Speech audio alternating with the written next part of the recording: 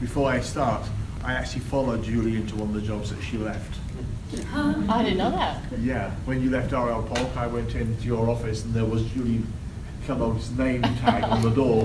What a small world. It is a very small world. Anyway, so when I give speeches, I write them out and I have the slide numbers alongside it and I read it and I click the slides. I'm not going to do that this morning.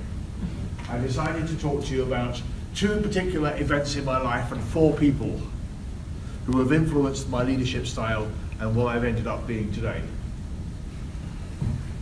Let's have some audience participation. How many people here have memories long enough to remember when they were 6 years of age? If I could put my hand up, most of you. And of course, we all knew that we wanted to be in HR when we were 6 years of age. That's not how it works, is it? When I was 6 years of age, I had a dream. We're supposed to have walk-on music, aren't we, Tina?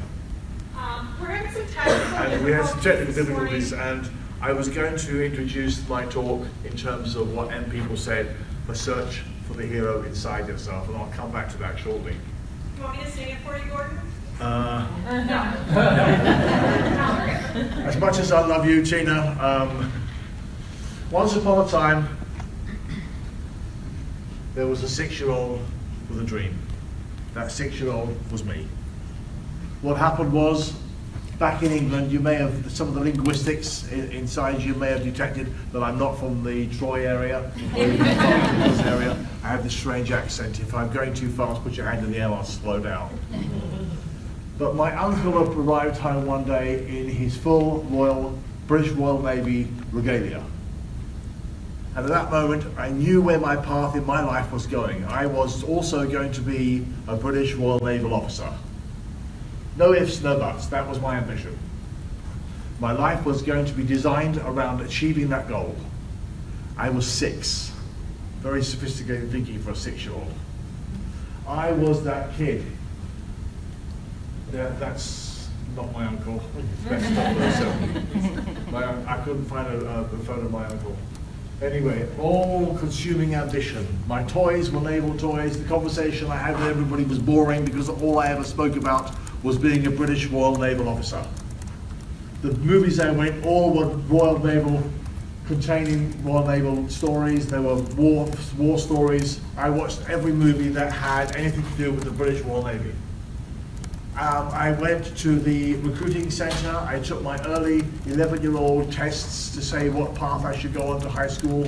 During high school, I went back for my other aptitude tests, my psychological tests, my leadership tests, and I just made an assumption from the beginning that I would be accepted into the academy, and I was.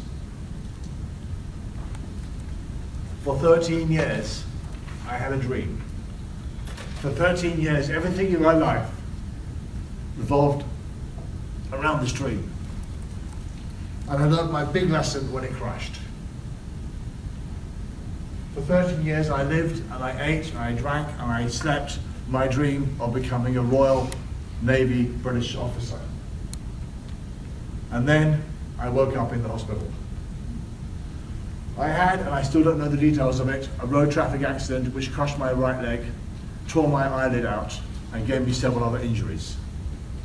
They told me at the time that the Surgeon General would give me a physical examination and allow me to go into the next semester once my leg was healed. He failed me medically.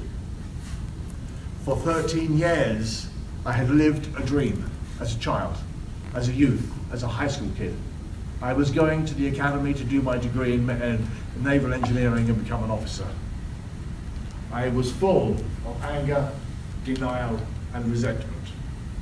This is the start of my adult journey. I was full of blame and loss. It was nobody's fault.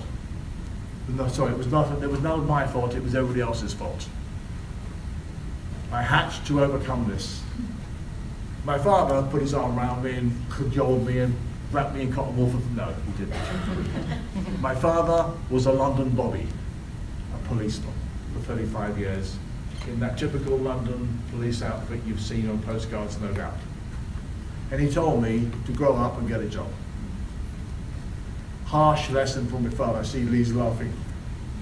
A harsh lesson from somebody I looked up to. But for 13 years I had a dream. It lay tatters at my feet, and I had to learn a brand new lesson.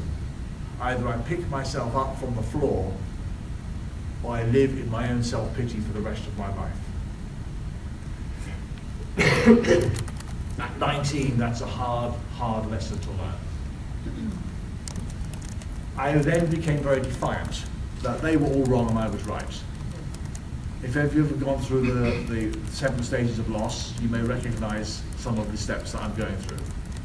So in a moment of defiance, I joined the London Fire Brigade.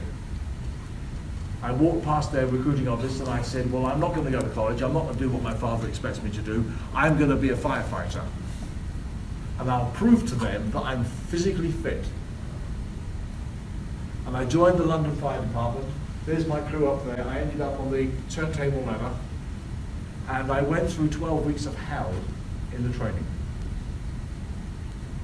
They taught us a great deal about firefighting, about rescue, about how to do things technically. But the greater thing they taught you was mentality. Physicality was one thing, but a mental test you had to pass was, could you walk into a burning building when every instinct in you tells you not to? Are you able to not panic when they put breathing apparatus on you and fill the entire room with smoke? Can you follow the training you were given? And do you have the backbone and spine and courage to follow your training, not your instinct? Your instinct is to run and panic. Your training is to follow the instructions that you were given. I learned courage. And courage is one of the key words I want to use this morning with you. I've had to use my courage in several different situations in HR. If you want to be successful in HR, in my view, you have to have courage.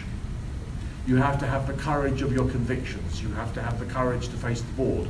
You have to have the courage to change things when you know they need to be changed, and you're the only one that can lead that change. As many of you know, I work for a Japanese company.